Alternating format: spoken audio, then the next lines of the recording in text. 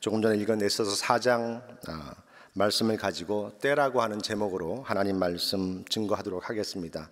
아마 제가 그동안 설교 제목을 정한 그 제목 중에 가장 짧다고 생각이 됩니다. 에스더서의 특징 중에 하나가 뭐냐 하면 하나님이라고 하는 말이 나오지가 않습니다. 하지만 에스더서를 묵상하게 되어지면 정말 모든 일을 섭리하시고 절묘한 타이밍에 일하시고 역사하시는 하나님의 모습이 분명하게 나타납니다. 제가 정한 말씀의 제목은 한 글자 때이지만 그 한 글자 속에는 장소와 시간을 뛰어넘어 일하시는 역사하시는 하나님의 때, 하나님의 섭리가 함께 포함되어 있습니다. 에스더 말씀이 그 드라마를 보는 것처럼 극적으로 전개가 됩니다. 그리고 등장하는 인물들이 각각의 역할을 분명하게 맡아서 합니다. 감독 대신 하나님께서 모든 것들을 주관하시고 주인공 모르드게와 또 주인공을 죽이려고 하는 하만과의 대립된 긴장 속에서 일어나는 드라마를 보는 듯한 그런 느낌을 받습니다. 한번 저를 따라해 보실까요? 우리의 인생은 하나님께 달려 있습니다. 한 번 더 따라하면 좋겠습니다. 우리의 인생은 하나님께 달려 있습니다. 잠언 16장 9절에 그렇게 말씀하십니다. 사람이 마음으로 자기의 길을 계획할지라도 그의 걸음을 인도하시는 이는 여호와시니라. 아멘. 하나님은 특정한 시대나 지역에서만 일하지 않으십니다. 시공간을 뛰어넘어서 역사를 운행하시고 주관하시는 분이 바로 우리 하나님이 되십니다. 하나님의 백성들이 비록 약속의 땅인 가나안을 떠나 살고 있지만 여전히 하나님의 간섭과 보호하심이 있다고 하는 사실을 알게 됩니다. 저희도 지금 저희가 태어난 고향을 떠나서 미국에 살고 있지만 한국에서 만난 하나님, 또한 미국에서 만난 하나님, 그 하나님은 다 동일한 한 분이시고 어디든 하나님께서는 동일하게 역사하시고 일하신다는 것입니다. 그 이유는 하나님께서 우리의 모든 인생의 삶의 주관자가 되시기 때문입니다. 1절 앞절 말씀을 보시면 이렇게 말씀이 시작합니다. 모르드게가 이 모든 일을 알고, 이 시작하는 모르드게가 이 모든 일을 알고는 어떤 일입니까? 지난주에 살펴보았던 3장에서 하만이 유대 민족을 멸절하고자 하는 그러한 일입니다. 여러분, 우연이라고 하는 말과 필연이라고 하는 말은 차이가 있습니다. 우연은 왠지 그렇게 어떻게 될 것 같은 그러한 느낌이지만 필연이라고 하는 것은 원인과 결과가 뚜렷하게 있습니다. 에스더서에 나오는 말씀 전체를 읽으면 거기는 분명한 원인과 분명한 결과가 있습니다. 모르드게가 하만에게 절하지 않는 것, 이거 개인적인 문제인데 이것을 왜 민족을 멸절하는 것에 학살하려고 하는가라고 생각이 되겠지만 표면적으로는 모르드게에게 충분한 존경과 대우를 받지 못한 것에 대한 복수심 같지만 그 근본적인 이유는 유대 백성과 아말렉 족속 사이에 오랫동안 존재했던 민족 감정 때문입니다. 아담과 하와의 타락으로 인해서 우리 인간들은 죄를 짓게 되어졌고 죄의 문제가 우리 안에 들어오게 되어졌습니다. 그 이후로부터 하나님의 백성들은 사단의 공격을 받으며 영적인 전쟁을 과거나 현재나 또 앞으로도 우리는 지속되고 그것을 경험하게 됩니다. 그것은 저희의 삶에 분명한 원인과 결과가 있기 때문에 그렇습니다. 그렇다면 이런 영적인 전쟁 속에서 또한 우리의 삶의 위기 때에 우리 하나님의 자녀들이 취해야 될 삶들과 행동들은 무엇인지 오늘 에스더서 4장을 통해서 함께 살펴보기를 원합니다. 첫째는 모르드게와 전 유대인들은 위기의 때에 애통과 기도로 하나님께 부르짖었습니다. 1절부터 3절 말씀을 보시면 모르드게가 이 모든 일을 알고 자기의 옷을 찢고 굵은 베옷을 입고 죄를 뒤집어 쓰고 성중에 나가서 대성통곡하며 대궐문 앞까지 이르렀으니 굵은 베옷을 입은 자는 대궐문에 들어가지 못함이라. 왕의 명령과 조서가 각 지방에 이름에 유다인이 크게 애통하여 금식하며 울며 부르짖고 굵은 베옷을 입고 제에 누운 자가 무수하더라. 아멘. 유대 민족을 학살하려고 하는 계획이 왕의 조서로 인해서 확정이 됩니다. 그때 당시 한번 반포되면 왕의 조서는 변경할 수가 없습니다. 이제 그 조서는 각 지방에 전달하게 되어집니다. 지금처럼 SNS가 발달되어졌으면 실시간으로 소식을 업데이트하고 알릴 수가 있지만 그때 당시에 페르시아 전역에 이 조서가 전달되기 위해서는 약 2개월 정도의 시간이 소요됐습니다.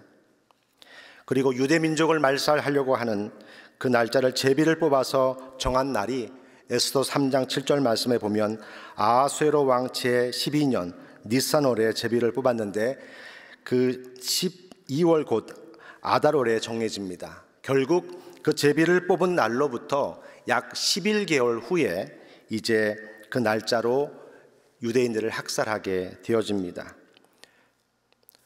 긴 시간들 속에서, 여유 있는 시간들 속에서 친밀하게 유대인들을 학살하는 계획을 진행했습니다. 이제 풍전등화와도 같은 민족의 위기 때에 모르드게와 유대 백성들이 취한 행동은 무엇인가? 그것은 바로 기도였습니다. 자기 옷을 찢고 굵은 베옷을 입고 죄를 뒤집어 쓰고 애통하고 금식하며 울며 부르짖는 백성이 수없이 생겨났습니다. 사실 이렇게 슬퍼하는 행동들은 고대 근동 지역에서 슬픈 일을 당하였을 때 쉽게 볼 수 있는 그러한 모습입니다. 그런데 오늘 이 말씀에서 보면 그냥 단순하게 울고 슬퍼하는 애통이 아니라 하나님과의 관계 속에서 애통하고 있는 것입니다. 하나님께 부르짖고 하나님께 기도하고 있습니다.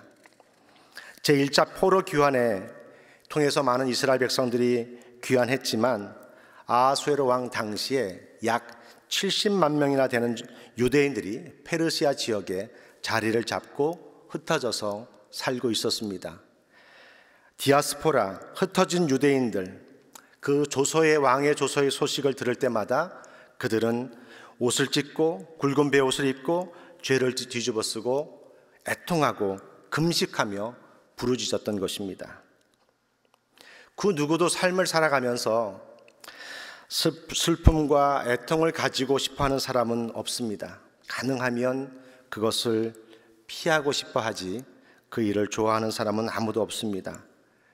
그런데 정작 우리의 삶은 그렇게 녹록하지가 않습니다. 슬픔과 애통과 고통, 그러한 것들이 우리의 삶에 자주 찾아옵니다. 성경 말씀에서 예수님 잘 믿으면 이 땅에서 슬픔과 애통 하나도 없다라고 그렇게 주님께서 말씀하시지 않으셨습니다. 하지만 슬픔과 애통이 있을 때에 어떻게 반응해야 하는지는 가르쳐주고 계십니다. 야고보서 5장 13절 14절 말씀은 저희에게 이렇게 말씀하십니다. 너희 중에 고난당하는 자가 있느냐? 그는 기도할 것이요 즐거워하는 자가 있느냐? 그는 찬송할지니라. 너희 중에 병든 자가 있느냐? 그는 교회의 장로들을 청할 것이요 그들은 주의 이름으로 기름을 바르며 그를 위하여 기도할지니라.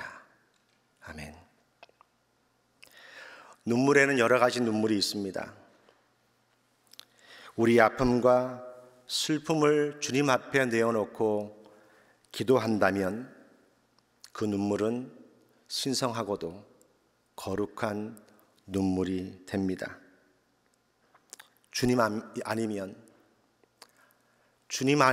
아무것도 할 수 없습니다 라고 주님을 바라보면서 애통하고 고백하는 그 눈물의 기도는 우리 주님께서 이렇게 약속하고 계십니다. 마태복음 5장 4절입니다. 애통하는 자는 복이 있나니 그들이 위로를 받을 것이며, 애통하는 자는 복이 있나니 그들이 위로를 받을 것이며. 저는 슬픔과 애통함이 복이라고 생각하지 않는데 주님은 애통을 복이라고 말씀하시고 위로를 주신다라고 약속해 주십니다. 제가 개인적으로 여러분에게 기도 부탁을 드립니다. 제 개인적으로 위기가 찾아왔습니다.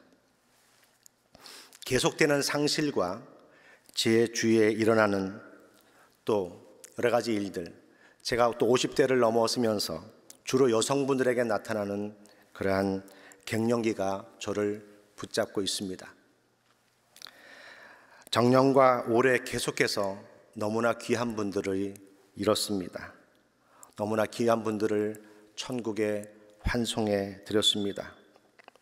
영적으로 든든한 버팀목이었던 권사님, 성도님, 그리고 오랫동안 사귀었던 저와 함께 했던 친구를, 그리고 얼마 전 한 달 반 전에는 아버님을 천국에 환송해야 하는 일이 있었습니다. 그리고 지난주에는 교회 곳곳을 돌아다니시며 돌보시고 어르신들을 섬기셨던 유장로님께서 하나님의 부르심을, 이 어려운 시기에 하나님의 부르심을 받으셨습니다. 그 무엇보다 이런 제한된 생활 속에서, 제한된 삶 속에서 접하는 소식들은 더더욱 마음을 아프게 합니다. 저는 제가 잠시 어둠의 터널을 지나고 있다고 생각하고요. 그렇기 때문에 목사님 왜 그러지? 라고 생각하는 궁금에 대해서 제가 미리 기도 부탁을 드리는 것입니다. 저는 이 시간을 통해서 속사람을 강건케 해주실 거라고 하는 분명한 확신이 있습니다. 그리고 영적으로도 저는 더 좋아요. 왜냐하면 잠이 안 오거나 잠이 일찍 깨기 때문에 더 많은 시간을 기도할 수 있고 더 많은 시간을 말씀을 볼 수가 있습니다. 하지만 제가 의도하지 않는 상실을 통해서 문득 저에게 찾아오는 심리적인 어려움은 시간이 좀 더 필요한 것 같습니다. 제가 겪는 어려움, 어떤 분에게는 명함도 내어드리지 못합니다. 제 아버님의 소천 소식을 듣고 한 장로님이 저에게 그렇게 말씀하셨습니다. 목사님, 그래도 제 아버님, 어머님, 부모님은 제가 어렸을 때 일찍 돌아가셨습니다. 그래도 목사님은 82, 3년 동안 아버님과 함께 했잖아요 라고 하는 말씀 속에 저는 그 어떤 말씀도 드릴 수가 없습니다.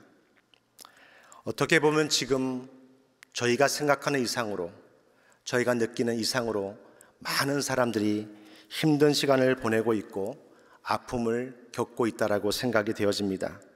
아니, 아프고 힘든데 그것을 말을 하지 못하고 속으로 끙끙거리며 몸부림치는 분들도 주위에 있습니다.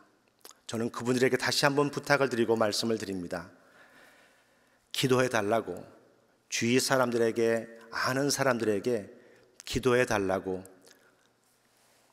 중보해 달라고 그렇게 고백했으면 좋겠고 그렇게 말씀해 주셨으면 좋겠습니다. 그런 마음들이, 그러한 기도의 제목들이 함께 모아져서 하나님께 간절함으로 기도할 때에 우리 주님께서는 우리의 심령 가운데 위로의 시간과 회복의 마음을 주실 줄 믿습니다. 두 번째는 모르드게는 위기의 때에 믿음의 확신을 가졌습니다. 13절 14절입니다. 모르드게가 그를 지켜 에스더에게 회답하되 너는 궁중에 있으니 모든 유다인 중에 홀로 목숨을 건지리라 생각하지 말라. 이때에 내가 만일 잠잠하여 말이 없으면 유다인은 다른 데로 말미암아 노임과 구원을 얻으려니와 너와 내 아버지 집은 멸망하리라. 내가 왕의 자리를 얻은 것이 이때를 위함이 아닌지 누가 알겠느냐 하니. 아멘. 모르드게는 나라가 망하게 되었다라고 하는 그 슬픈 소식에 무조건 눈물 흘리며 슬퍼하지 않았습니다. 하나님께서 하실 일을 기대하면서 확신 가운데 애통하며 부르짖었습니다. 왕의 조서가 내려졌지만 절망 가운데 있지 않고 하나님께 회개하고 하나님의 구원을 소망했습니다. 하나님께서 하실 일들을 믿음 가운데 확신하고 기도했습니다. 14절 말씀을 통해서도 모르드게의 믿음을 우리가 확인할 수가 있습니다. 이때에 내가 만일 잠잠하여 말이 없으면 유다인은 다른 데로 말미암아 노임과 구원을 얻으려니와 너와 내 아버지 집은 멸망하리라. 모르드게는 페르시아 왕에게 부르받지 못한 지가 벌써 한 30일이 되었다면서 주저하고 두려워하는 에스더에게 이렇게 권면합니다.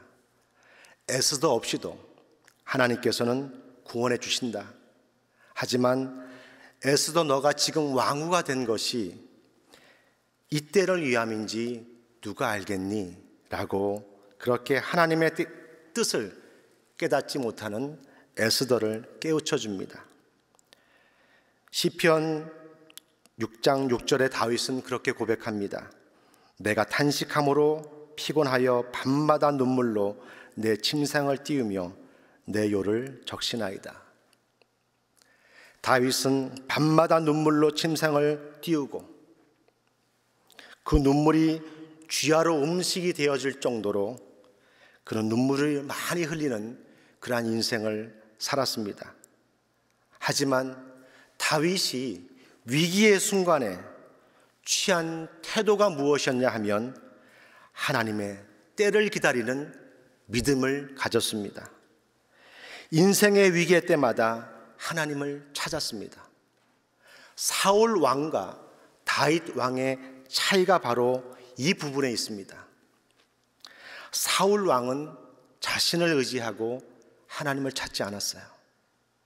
그런데 다윗은 하나님께 엎드려서 나의 힘이 되신 여호와여, 나의 힘이 되신 여호와여, 내가 주님을 사랑합니다 라고 하는 고백을 하며 하나님으로부터 사랑을 받지 못하는 그러한 상황들 속에서도 다윗은 하나님 사랑합니다, 하나님이 나의 힘이 되십니다 라고 그렇게 믿음의 확신 가운데 기도하였습니다. 다윗은 억울함과 죽음의 위기가 수없이 많았지만 그 위기의 순간에 또한 승리를 맛보는 그러한 경험도 함께 누렸습니다. 사촌인 모르드게, 일찍 아버지를 잃고 고아가 된 에스더, 딸처럼 아끼고 사랑합니다. 그리고 늘 에스더 곁에서 그를 지켜보고 보호해 줍니다. 모르드게가 내가 너 힘들고 어려울 때에 너를 도와줘서 이렇게 왕후까지 되어졌는데 이제 너가 나를 위해서, 나라를 위해서 그렇게 희생하고 노력하는 것이 당연한 것 아니야? 라고 에스더를 다그치지 않았습니다. 에스더서 제가 읽었던 4장 13절 14절 말씀은 어떻게 보면 에스더를 향한 사랑의 편지예요. 너 이러면 안 되지라고 경고하고 겁을 주는 게 아니라 정말 마음을 담아서 에스더에게 보내는 사랑의 편지입니다. 그 마음으로 한 번 더 말씀을 13절 14절을 보시면 좋겠습니다.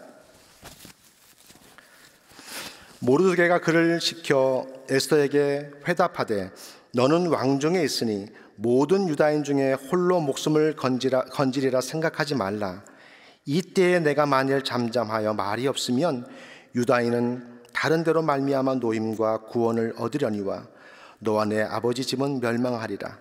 내가 왕후의 자리를 얻은 것이 이때를 위함이 아닌지 누가 알겠느냐 하니. 모르드게는 에스더가 아니어도 충분히 구원을 받고 위기에서 벗어날 수 있다고 믿었습니다. 하지만 에스더가 왕후가 된 것이 윗대를 위함이 아님을 어떻게 알겠느냐? 사랑의 마음으로 에스더에게 알려주었고, 그 마음이 통했는지 에스더는 이제 두려움 없이 주저하지 않고 이러한 결단을 내린 것입니다. 죽으면 죽으리이다. 에스더가 처음부터 믿음의 확신 가운데 그렇게 뛰어든 것이 아닙니다. 두려움이 있었고 염려가 있었고 자신감이 없었지만 이 모르드게의 권면과 그 말씀들 가운데서 이제는 담대함으로 선한 영적인 영향력을 모르드게로부터 받고 에스더는 이제 믿음 가운데 선포한 것입니다. 위기의 순간에 주님을 선택하고 주님께 초점을 맞추고 믿음 가운데 선포하십시오. 그러면 여러분도 주님 안에서 분명하게 승리하게 될 것입니다. 마지막 세 번째로 모르드게와 에스더는 민족의 위기 때에 순종했습니다. 16절 17절입니다. 당신은 가서 수산에 있는 유다인을 다 모으고 나를 위하여 금식하되 밤낮 3일을 먹지도 말고 마시지도 마소서. 나도 나의 시녀와 더불어 이렇게 금식한 후에 규례를 어기고 왕에게 나아가리니 죽으면 죽으리이다 하니라. 모르드게가 가서 에스더가 명한 대로 다 행하니라. 아멘. 에스더의 말을 듣고 결단한 이 16절에 수산에 있는 유대인들을 다 모으고, 이제 에스더가 그렇게 이야기합니다. 3일 동안 밤낮으로 금식하며 나를 위해 기도해 주십시오. 저도 시녀들과 함께 금식한 후에 규례를 어기고 왕에게 나아가겠습니다. 죽으면 죽겠습니다 라고 선포합니다. 이 죽음을 각오한 믿음의 결단은 두려움이 아니라 담대함으로 그렇게 나아갑니다. 목회자가 세 가지를 꼭 준비하라고 합니다. 말씀 준비, 이사갈 준비, 그리고 죽을 준비. 이것은 사역자들에게 각인되어져 있습니다. 아마 여러분들도 각자 준비하시고 계신 몇 가지가 있을 것입니다. 그런데 특히 기억해야 될 것이 있습니다. 그것은 바로 하나님의 때를 기억해야 합니다. 내가 그냥 내 생각으로 뛰어드는 것이 아니라, 내 의지로 뛰어드는 것이 아니라 하나님의 때, 하나님의 인도하심을 먼저 알아야 되는 것입니다. 에스더는 처음부터 죽으면 죽겠습니다. 그러면 정말 다 죽습니다. 하지만 이것이 하나님의 때임을 알고 하나님의 뜻을 구하고 그것이 응답되어졌을 때에, 그 마음에 확신이 되어졌을 때 그는 결단하고 순종하고 나아간 것입니다. 때를 아는 지혜, 때에 맞는 이사, 때에 맞는 죽음에 뛰어들어야 합니다. 만약 때를 모르고 기도하고 믿음의 확신 가운데 있지 않으면 부끄러운 일을 당하게 됩니다. 이 죽음에 대한 비유이지만 때를 아는 것에 대한 중요성을 제가 말씀드리기 위해서 제가 경험했던 것을 잠시 나눕니다. 2019년도 9월 22일 주일날 저희 베델교회에서 전교인 피크닉이 있었습니다. 행사가 끝나갈 무렵 몇몇 집사님과 목회진과 족구 경기를 했습니다. 저는 물어보지 않아도, 제가 물어보지 않고 저는 그냥 공격자 자리에 서 있었습니다. 볼이 오고 가는데 한 목사님께서 너무 좋은 볼을 제 앞에 띄워주신 거예요. 저는 누구나 남자는 군대 가서 족구를 많이 하는데 그때 생각이 난 것입니다. 이렇게 좋은 볼이 왔을 때 어떻게 했는지를 몸이 기억한 거예요. 그래서 어떻게 했냐면, 제가 발로 보여드릴 수 없으니까 손으로 보여드리면, 두 발을 떠서 왼발을 제끼면서 오른발로 차는 게 제 계획이었습니다. 하지만 볼은 약하고 얼토당토 비슷하게 들어갔는데 결국은 제 몸이 27년, 28년 전에 있던 몸이 아니라 지금 이제 50이 된 몸이 된 거예요. 그대로 몸이 바닥으로 떨어졌습니다. 너무 놀라서 주위의 집사님들, 목사님들 다 저에게 몰려들었어요.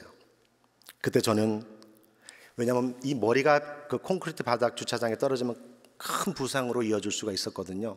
목격한 분들은 아시겠지만 저는 그때 벌떡 일어났습니다. 그리고 괜찮다고, 아무렇지 않다라고 그렇게 이야기를 했습니다. 왜냐하면 성도님들이 지켜보고 있었고요, 그 그늘에 앉아서 그걸 다 보고 있었어요. 너무 창피해서 아프다라고 할 수가 없는 거예요. 그런데 그 순간에 그 멀리서 신모 희숙 집사님께서 목사님 팔에 피나요 라고 소리를 치는 거예요. 그래서 제가 부끄러움을 무릅쓰고 팔의 치료를 받고 계속해서 운동을 했습니다. 다행히 반사적으로 제가 머리를 보호했고 또 오랫동안 쌓아왔던 엉덩이 살이 제 허리를 잘 보호해서 큰 부상은 없었어요. 하마터면 큰일 날 뻔했던 그러한 일입니다. 며칠 후유증으로 고생은 했지만 다행히 잘 회복할 수가 있었습니다. 자기의 때를 모르면 창피한 일을 당하는 거예요. 아플 수도 있고요, 크게 다칠 수도 있습니다. 내 때를 아는 것, 내 인생의 경험에서 오는 것이 아닙니다. 바로 하나님께 기도하고 하나님의 뜻을 구할 때 하나님은 응답해 주십니다. 기도의 결과가 내 마음대로, 내 뜻대로 되어지지 않아도 하나님의 공의와 하나님의 정의는 이루어집니다. 믿음 생활에서 가장 중요한 시기는 제가 전에 새벽에도 말씀드렸던 것처럼 언젠가 하면 바로 지금입니다. 과거에 얼마나 많이 섬겼고 얼마나 많은 일을 했고 얼마나 많은 사람을 전도했느냐 보다 더 중요한 것은 지금 그 삶을 계속 살고 있느냐입니다. 기도, 믿음, 순종의 삶은 과거형이 아니라 신앙생활은 제가 지금 기도하고 있습니다, 지금 믿습니다, 지금 순종합니다 라고 하는 항상 진행형입니다. 사도행전 20장 24절의 말씀에 내가 달려갈 길과 주 예수께 받은 사명 곧 하나님의 은혜의 복음을 증언하는 일을 마치려 하면은 나의 생명조차 조금도 귀한 것으로 여기지 아니하노라. 아멘. 사도 바울은 늘 인생을 운동 경기에 비유했습니다. 그리고 자신도 그 운동 경기처럼 결승전을 향해서 규칙을 지키면서 끝까지 자신의 주어진 경주를 다하면서 살았습니다. 오늘 에스더 4장을 통해서 주신 교훈처럼 우리 신앙의 경주를 위해 믿음의 확신 가운데 하나님을 찾고 애통하며 기도해야 합니다. 그리고 주님의 때가 되어 사용하실 때에 아멘, 아멘 순종하는 그러한 결단이 있어야 합니다. 그래서 가정과 나라와 교회의 위기 때에 귀하게 쓰임받는 여러분 한 분 한 분 되시기를 주의 이름으로 간절히 축원합니다.